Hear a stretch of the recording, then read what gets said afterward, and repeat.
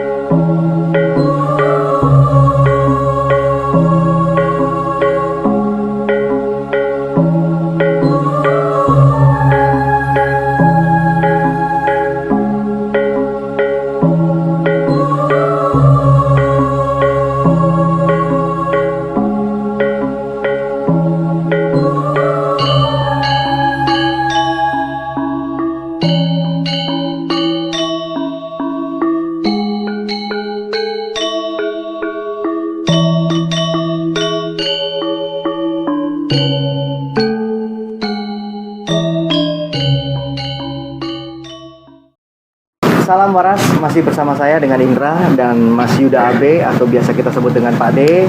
Kali ini kita bawa narasumber satu lagi yaitu Mas Idam. Oke, masih menyambung dari konten kita sebelumnya terkait explore rumah di wilayah Jakarta Selatan. Nah, kita akan sedikit ngobrol sama Pak D yang akan menjelaskan mungkin keunikan-keunikan atau dimensi-dimensi lain dari mulai wujudnya sampai mereka juga kan sebagai makhluk hidup ya, Pak D ya, makhluk hidup yang artinya astral, yang konon mereka juga punya makanan atau punya kehidupan kesehariannya. Nah, nanti Mas Idam juga akan ada pertanyaan-pertanyaan ringan untuk Mas Idam. Nah, gimana Pak D? Terkait pengalaman sebelumnya kita yang survei lokasi beberapa tempat tadi. Betul, jadi seperti yang sudah kemarin saya sampaikan bahwa sesuatu yang unik ya, sesuatu yang unik dan nanti kita bisa dengarkan langsung dari beliau apa saja bentuk gangguannya di sini. Nanti akan saya definisikan, akan kita bongkar biar paradigma itu berubah. Betul. Itu pentingnya. Lagi-lagi kan kita logika, kita bermain logika. Oke, lanjut. Jadi yang namanya makhluk gaib itu kan makhluk yang betul-betul is not solid, dia bukan benda padat, ya kan? Dia bukan benda padat, cuman dia punya kemampuan poltergeist. Artinya punya kemampuan poltergeist, dia mampu menggerakkan satu benda. Iya. Jadi yang jelas manusia akan diserang itu dengan 5 inderanya.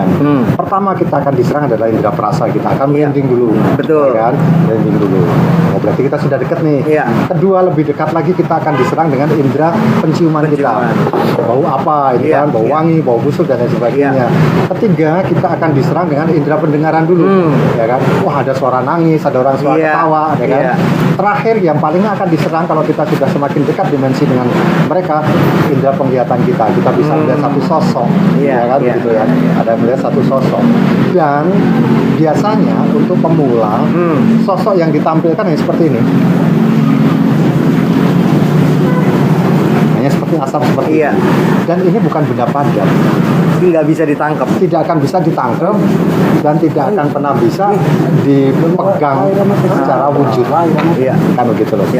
Cuman kalau orang itu menangkap ya artinya kita isep, ya kan? Jadi mungkin nggak manusia kesurupan, mungkin karena apa? Kita bisa mengisap. Elemen kita ada yang sama.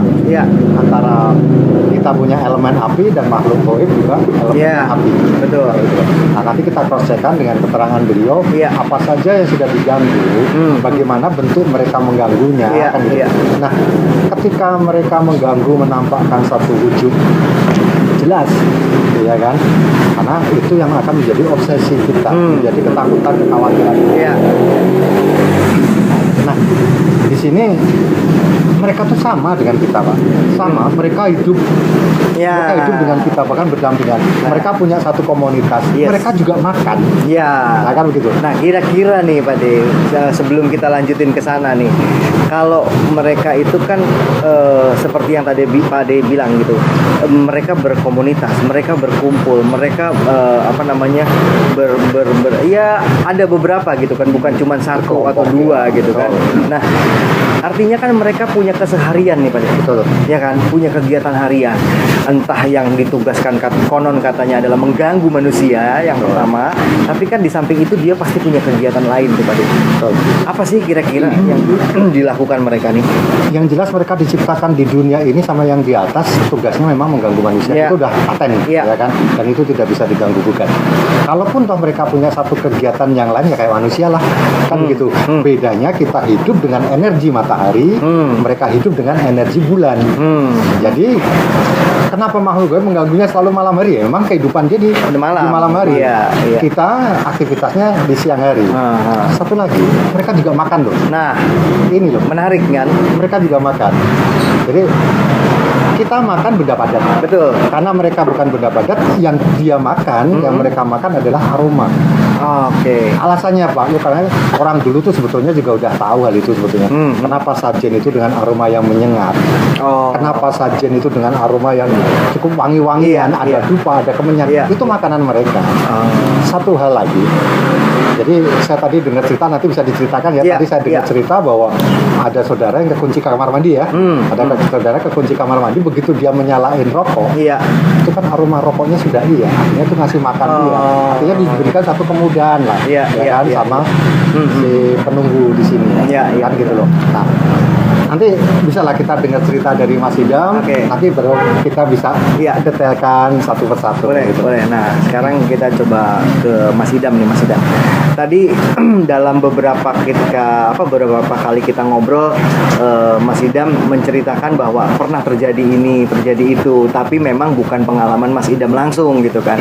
Nah, karena kita nggak bisa menarik informasi langsung dari orang yang bersangkutan, apa sih yang pernah Mas Idam diceritain sama orang tuh apa aja sih? Kejadian apa? Ya, kejadiannya awalnya waktu itu saya kan bareng sama adik duduk sambil nonton TV. Jadi diceritain, dipanggilin, bang, aku kok diganggu. Makanya gue bilang ya udah ikhtiar aja, biarin aja lah, biar duduk lah. Jadi nggak lama dia ikhtiar, itu hilang orangnya, nggak ada. Tapi saking nongkrong nonton lagi, datang lagi, naiklah di bagian punduk kirinya ini.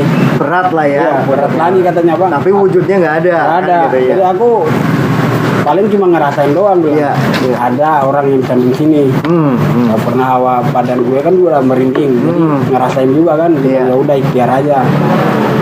Saking capeknya dia, kata bang, aku balik aja ke kamar biar tidur. Iya. Nah, dari situ dia masuk ke kamar tidur, pingin tidur katanya. Pas mau tidur, kok kakinya ditarik lagi. Makanya bangun dia. Iya, iya. Dia ke depan ngomongin sama aku, bang, aku ditarik lagi kakinya. Sampai lah bilang ya udah tunggu aja jam, kan mau di dekat subuh kan. Iya. Mendingan biar kau balik sekalian pulang. Oh. Nah, ini kan cerita yang cukup menarik nih Pak De. Artinya kan satu wujud makhluk astral yang tidak terlihat tapi bisa dirasakan, bahkan bisa terkesan menarik-narik. Nah, ini gimana nih? Ini sebenarnya fenomena apa nih Pak De? Poltergeist. Poltergeist. Jadi berkali-kali sudah saya sampaikan bahwa mereka punya kemampuan mengganggu dengan poltergeistnya tadi, dia menggerakkan bisa.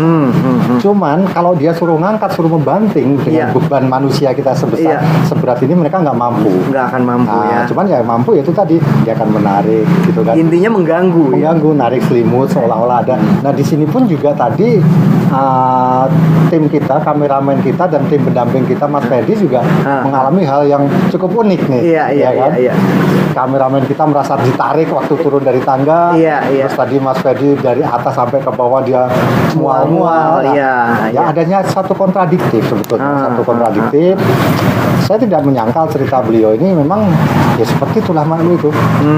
Dan kalau dia mengganggu sudah mendekati ke fisik ya, artinya sudah menimbulkan satu solid atau benda padat. Iya. Ini cukup lumayan berarti. Energi negatifnya sudah cukup besar. Iya. Kan itu saja. Iya. Artinya kan dia punya tingkatan pastinya Betul. kan. Jadi tidak hanya sekedar tadi yang saya sampaikan, merasa, Iya. penciuman, pendengaran, penglihatan. Nah, Iya. ini sudah pada tahap yang punya benda padat, Bisa sudah pada benar-benar dia bisa menyentuh ya. Betul, dia bisa Nah, menyentuh. mungkin ada pengalaman lain atau cerita yang lainnya, Mas. Kalau pengalaman lainnya tuh ada saudara juga waktu pertama kali datang. Kan pertama waktu kali datang dia kepingin ngelihat rumah ini. Waktu itu barang-barangnya belum diambil bang, masih barang-barang antik lah. Iya. Barang-barang tua lah. Iya. Barengan sama Ade Wahyu ke sini. Jadi awalnya si Wahyu yang masuk pertama nengokin ruangan ini. Iya. Hawanya udah nggak enak katanya bang. Rumahmu ini kok hawanya kok banyak penghuni. Iya. Dilihatnya dia masuk ke kamar juga dia ngeliatin. Baru dari situ Wahyu keluar, datang abang yang lebih gede, abang saya yang besar. Dia juga pengen ngeliat, masuk, nengok juga, ngomongnya sama kayak begitu. Hawanya nggak enak rumahmu ini. Nah dari situ keluarlah abang. Nah ini yang ada sepupu ini penasaran, dia kepingin ngeliat, dia ngajaklah si Wahyu. Masuk dia barengan, nengoklah di lemari kaca-kaca itu, Iya. pas di belakang tangga itu. Iya. Nah, dari situ sempat dia dipukul di belakangnya. Nah dari situ pas dipukul dia nengok lagi bagian tangga itu ada yang ngintipin dia, bentar di tangga diintipin gini. Iya. Dari situlah dia bilang, Wahyu kita keluar aja lah katanya. Sampai keluar dia mual langsung bang, mual kan, Iya. mual.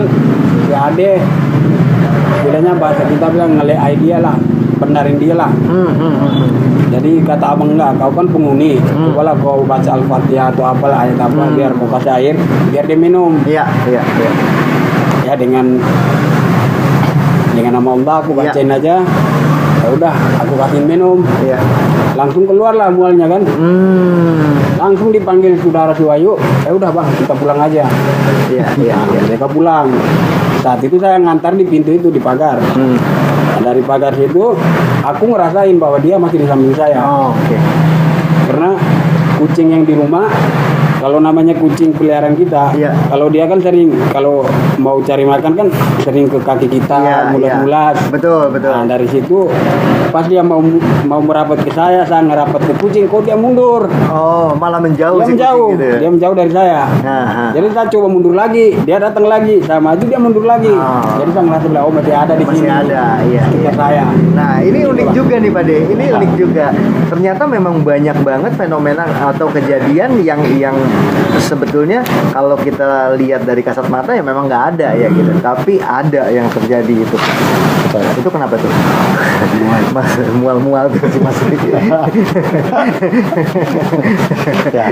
Oke. Jadi betul tadi saya sampaikan dengan dampak atau kontradiksi yang mual karena ada satu elemen kita yang kontradiksi berlawanan. Iya.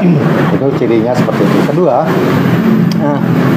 binatang akan punya sensitivitas yang lebih peka Pasti, daripada manusia. pasti, betul. Jadi Ya. binatang punya sensitivitas yang akan lebih peka daripada manusia. Jadi kadang-kadang kita nggak lihat, mereka bisa melihat. Betul. Itu ya. Cuman sayangnya binatang nggak bisa kita tanya, lu lihat apaan kan gitu. Sayangnya nggak bisa, kita tidak bisa tanya. Nah, artinya mereka juga sudah punya auto protect ya. Binatang itu juga sudah punya auto protect yang mana dia bisa membuat satu jarak atau dimensi dengan makhluk goib. Makanya jarang sekali ada binatang kesurupan, gitu kan? Iya. Jarang sekali ada binatang kesurupan karena mereka sudah ditakdirkan dengan segala auto protect-nya. Iya. Saya tidak menyangkal ada cerita dengan beban tadi dengan ditepuk seperti tadi cerita pertama seperti itu tadi. Dan kebetulan yang diceritakan yang di bawah tangga tadi yang dialami dengan tim kameramen kita. Iya. Sama, Iya. kan, gitu. Dengan ciri yang sama dengan yang dialami Mas Fedi. Iya. Seperti itu ya. Memang seperti itulah kondisinya.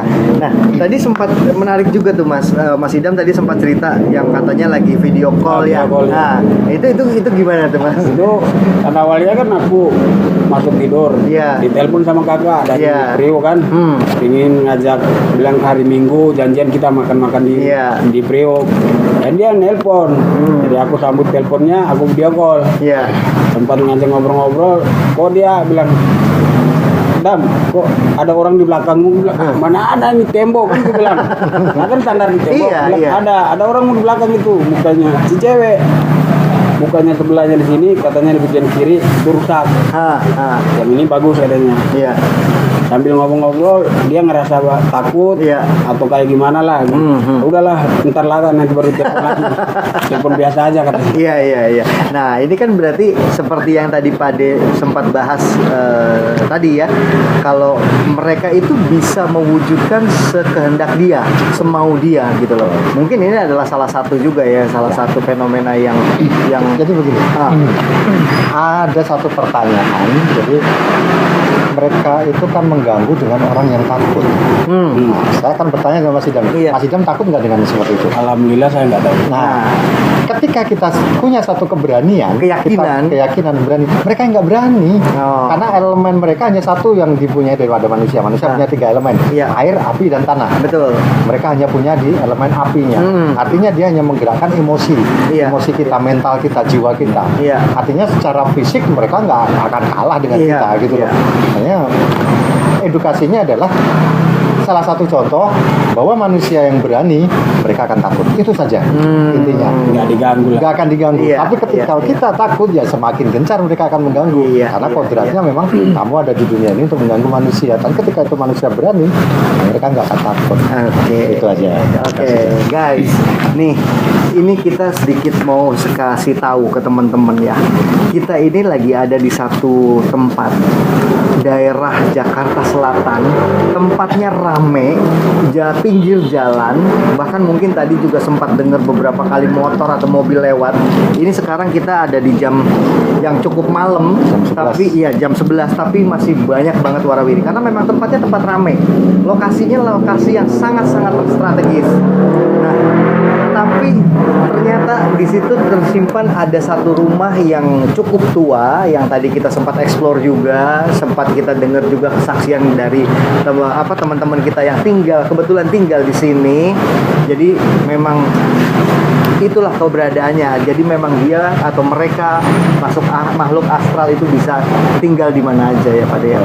Jadi bukan berarti yang mesti tempat-tempat yang pencil terus. Ini pinggir jalan sekali. Nah, menarik.